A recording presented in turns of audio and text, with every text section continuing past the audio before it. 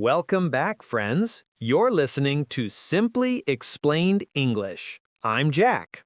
Hi, everyone. I'm Sarah, and today we're listening to a great story that I think many of our listeners will relate to. I think so too. Sarah, have you ever had a very important task with a big deadline, but you did everything else except that task? Are you talking about procrastination? That is the story of my life.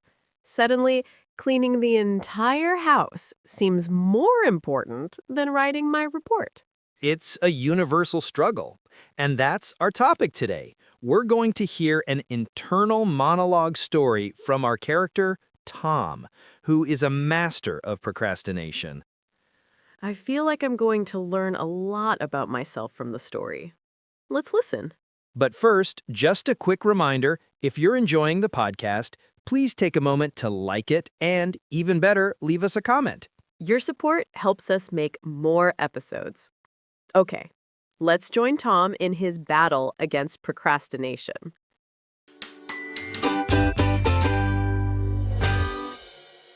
My name is Tom. This past weekend, I had a huge project for work with a deadline on Monday morning. My plan was to wake up on Saturday and work all day. I'll be productive, I told myself. But then procrastination kicked in. I sat at my desk and thought, I should clean my desk first. Don't get me wrong. A clean desk is nice, but that was not my real purpose. After that, I cleaned the floor and even the entire apartment. I told myself this would help me start working on the project, but in reality, I was just avoiding the project. I literally wasted hours. By the afternoon, my apartment was perfectly clean. But I had done zero work. I sat down again, opened my laptop, and said, okay, now I'll start right after I watch one short video online. Of course, one video became 10 videos. I was completely distracted. As the evening approached, I realized the whole day had been a waste of time. I started to feel guilty and anxious. Why do I always do this? I thought. Why can't I just start? It's a double-edged sword. On one hand, I relax. On the other, I fall behind. Finally, late that night, I couldn't stand the guilty feeling anymore. I forced myself to close the internet browser, open the project document, and just write the first sentence. And a funny thing happened. As soon as I started, the anxiety disappeared. I focused easily on the project and finished it much faster than I expected. I realized for me, the hardest part is starting.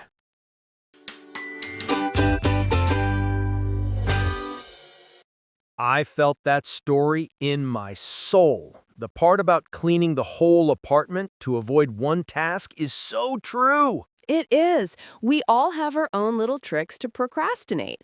But the story is full of great vocabulary to talk about this feeling. Let's look at them. Let's start with the reason for Tom's stress, the deadline. A deadline means the last time or day when you must finish something. Yes, it's very common at work and at school. For example, the deadline for this project is next Friday, so we need to work fast. Let's repeat that. The deadline for this project is next Friday.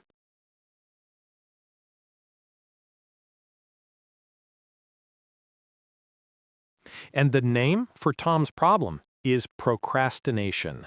Procrastination means waiting to do something important until later instead of doing it now. I am the queen of procrastination. I always wait until the last minute to do things. Why do you think people do that, Sarah? I think sometimes the task is just too big and we don't know where to start. Let's practice the word. Repeat after me. Procrastination is my biggest enemy.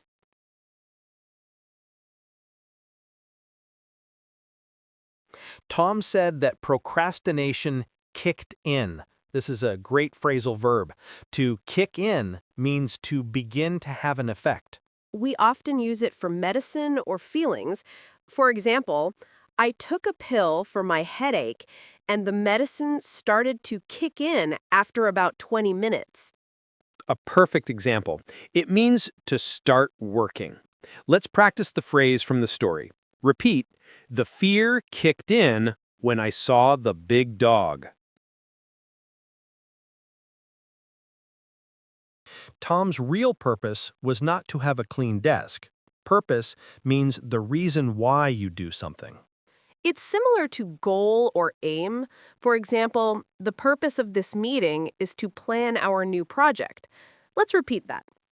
What is the purpose of this meeting? He was just avoiding the project. The verb to avoid means to stay away from a person, place, or situation. You can avoid a person you don't like or a food that makes you sick. In this story, Tom is avoiding a task. For example, she was avoiding my question because she didn't want to tell me the truth. Let's say that. He is trying to avoid the problem.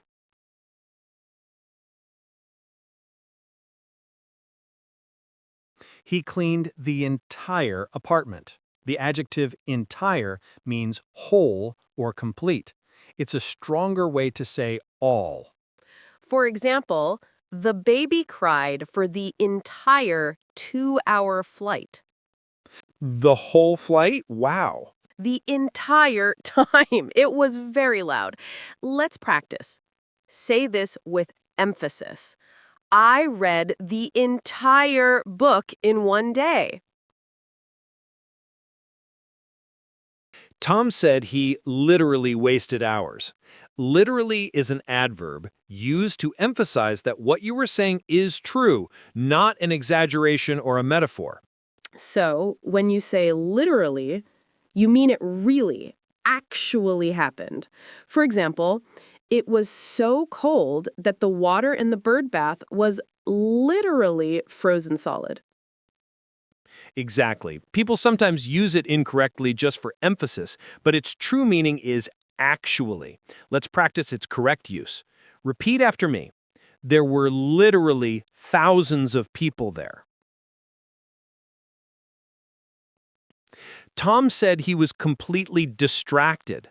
Distracted means you cannot focus on what you were doing. My phone is my biggest problem. It's so easy to get distracted by messages and notifications. Let's practice. Say this with a focused voice.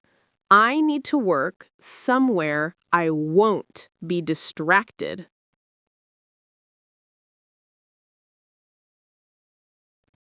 Tom said the whole day had been a waste of time. Waste of time means using time in a bad way without doing anything useful. For example, waiting for 2 hours for a bus that never came was a complete waste of time. Let's repeat that with a frustrated voice. That meeting was a total waste of time.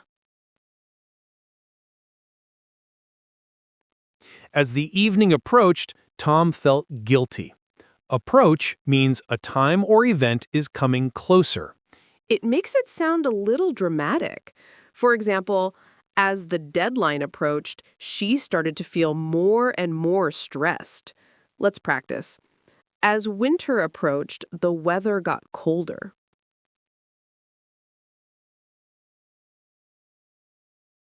He started to feel guilty. This means to feel that you have done something wrong. I felt guilty after I ate the last piece of chocolate cake because my brother wanted it. A very serious crime. Let's say that with a sorry voice. I feel guilty for being late. Tom said procrastination is a double-edged sword. This is a great idiom. It means something that seems good, but has both a positive and a negative side. Working from home is a perfect example. It's a double-edged sword. The good side is you have more freedom. The bad side is it can be lonely. Let's repeat the idiom. Fame can be a double-edged sword.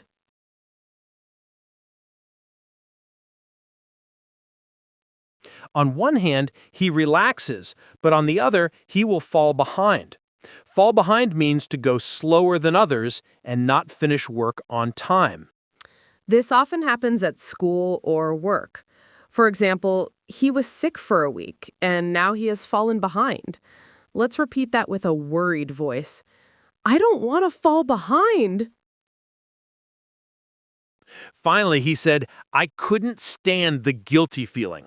This is a very strong phrase. To not be able to stand something means you hate it or find it completely unacceptable. This is for things you really dislike. For example, I can't stand it when people talk loudly on their phones in a quiet place. Let's practice saying that with a very annoyed voice. I can't stand this noise. Excellent. That's all of our key phrases. You all did a great job. Now that you understand all the vocabulary, let's listen to Tom's story one last time. Just relax and see how much you understand.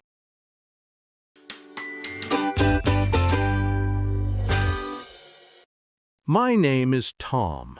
This past weekend, I had a huge project for work with a deadline on Monday morning. My plan was to wake up on Saturday and work all day. I'll be productive, I told myself. But then procrastination kicked in. I sat at my desk and thought, I should clean my desk first. Don't get me wrong, a clean desk is nice, but that was not my real purpose. After that, I cleaned the floor and even the entire apartment. I told myself this would help me start working on the project, but in reality, I was just avoiding the project. I literally wasted hours. By the afternoon, my apartment was perfectly clean, but I had done zero work. I sat down again, opened my laptop, and said, okay, now I'll start right after I watch one short video online. Of course, one video became 10 videos. I was completely distracted. As the evening approached, I realized the whole day had been a waste of time. I started to feel guilty and anxious. Why do I always do this? I thought. Why can't I just start? It's a double-edged sword. On one hand, I relax. On the other, I fall behind. Finally, late that night, I couldn't stand the guilty feeling anymore. I forced myself to close the internet browser, open the project document, and just write the first sentence. And a funny thing happened. As soon as I started, the anxiety disappeared. I focused easily on the project and finished it much faster than I expected. I realized for me, the hardest part is starting.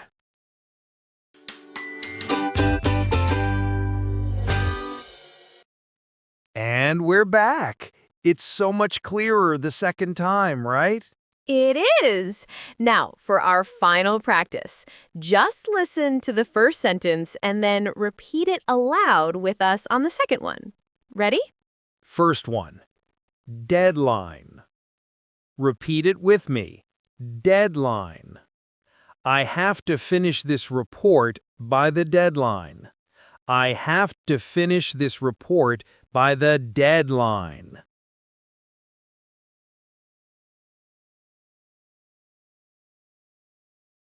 Next, procrastination. Let's pronounce it together. Procrastination. Procrastination can be a very bad habit. Procrastination can be a very bad habit.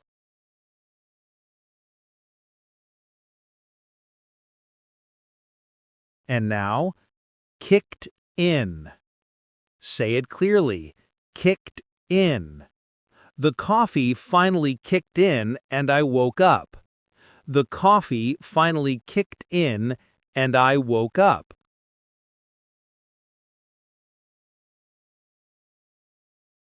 Next up, purpose. Repeat it after me. Purpose.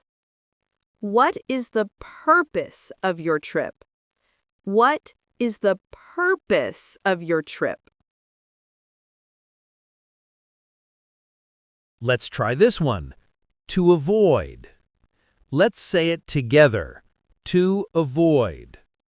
I try to avoid eating junk food. I try to avoid eating junk food. Moving on. Entire. Repeat it clearly. Entire. We ate the entire cake. We ate the entire cake. Almost there. Literally. Let's pronounce it together. Literally. It was literally the coldest day of the year. It was literally the coldest day of the year. A good one. Distracted. Repeat it after me. Distracted. It's hard to work when you are distracted. It's hard to work when you are distracted. And a waste of time. Let's say it together. A waste of time. Arguing about it is a waste of time. Arguing about it is a waste of time. Next, approached. Repeat it clearly. Approached. As my birthday approached, I got more excited. As my birthday approached, I got more excited. An idiom, to feel guilty. Repeat the phrase, to feel guilty. I feel guilty for not calling my parents more often. I feel guilty for not calling my parents more often.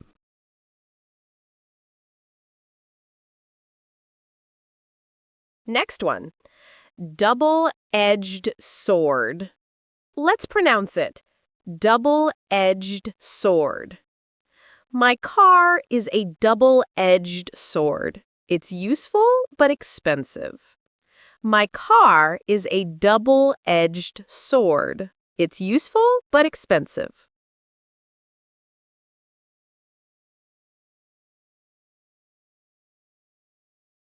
And to fall behind. Say it clearly.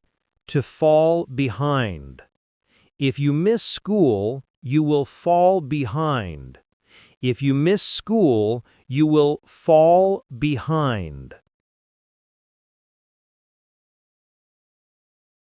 And the final one. I couldn't stand. Say it with a strong voice. I couldn't stand. I couldn't stand the noise any longer. I couldn't stand the noise any longer. That was such a relatable story. I think we are all Tom sometimes. I agree, but the lesson at the end is a good one. The hardest part is just starting. Now it's your turn. Our question for you is, what do you do when you procrastinate? Let us know your funny or interesting answers in the comment section. We love reading them. That's all we have for you today. Until next time, keep practicing. Bye for now.